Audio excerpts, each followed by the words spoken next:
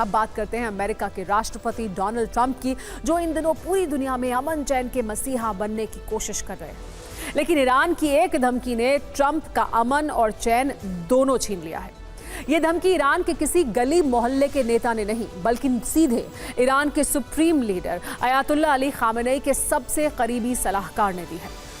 Khamenei के इस फतवा स्पेशलिस्ट का नाम है जवाद लारिजानी, जिन्होंने एक इंटरव्यू में खुली धमकी देते हुए ये कहा कि अब डोनाल्ड ट्रंप अपने फ्लोरिडा वाले महल मार-ए-लागो की बालकनी में चैन से धूप भी नहीं सेक सकते, क्योंकि जैसे ही वो सनबाथ करने के लिए बालकनी में लेटेंगे, एक छोटा सा माइक्रो ड्रोन सीधा उड़ता हुआ आएगा और उनकी नाभि पर हमला करेगा।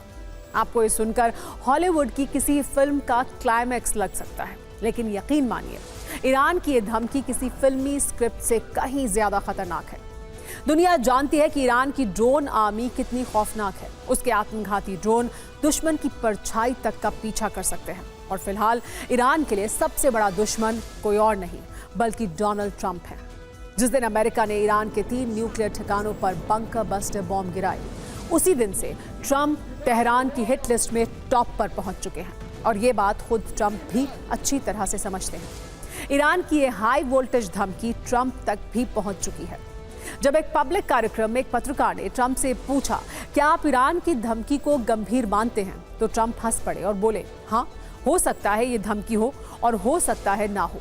फिर पत्रकार ने पूछा, आपने आखिरी बार सनबाथ कब लिया था? इस पर ट्रंप ने कहा, मुझे याद नहीं, शायद जब मैं 7 साल का था, तब आखिरी बार मैंने सनबाथ लिया था। ट्रंप ने ये बात जरूर हंसते हुए कही, लेकिन इस हंसी में उनकी छिपी हुई चिंता साफ नजर आई। उनकी ये हंसी कोशिश थी उस डर को ढकने की, जो अब उनके फ्लोरिडा वाले महल की दीवारों पर दस्तक देने की तैयारी में है। पहले आप डोनाल्ड ट्रंप का रिएक्शन देखिए, उसके बाद हम आपको दिखाएंगे ईरान के उस कट्टरपंथी गुट की कहानी, जिसने ट्रंप की हत्या के लिए 857 करोड़ रुपए का इनाम रखा है।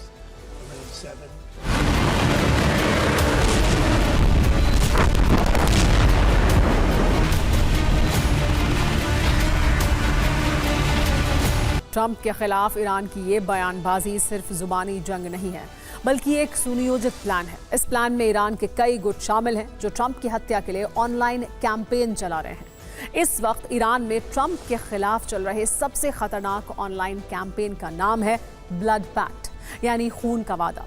इस कैंपेन का मोटो है ईश्वर के दुश्मनों और खामेनेई की जान को खतरा पहुंचाने वालों से बदला लेना। ब्लड पैक्ट नाम की वेबसाइट का टारगेट $100 मिलियन, यानी भारतीय रुपयों के हिसाब से करीब 857 करोड़ रुपए जुटाना है। और हैरानी की बात यह है कि अब तक इस कैंपेन के जरिए $40 मिलियन, यानी 342 करोड़ रुपए जुटा लिए गए हैं।